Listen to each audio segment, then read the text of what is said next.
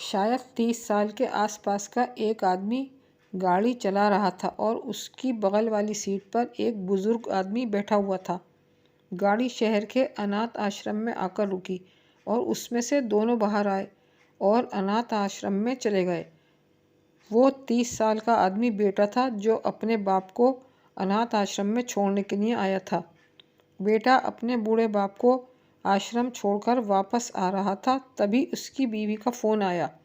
उसने कहा, अपने बाप से ये भी कह दो कि उसे त्यौहार पर भी घर आने की ज़रूरत नहीं है और अब वो अनाथ आश्रम में खुशी से जिए और हमें भी सुकून से जीने दे।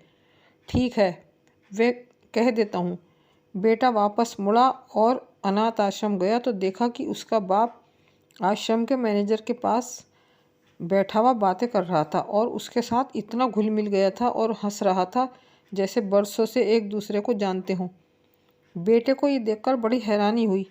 वो उन दोनों के पास पहुंचा और मैनेजर से पूछा, सर आप मेरे पापा को कैसे और कब से जानते हैं?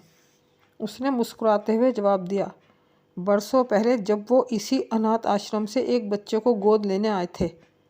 अब बेटा समझ गया कि मुझे पापा ने अनाथ आश्रम से गोद लिया है।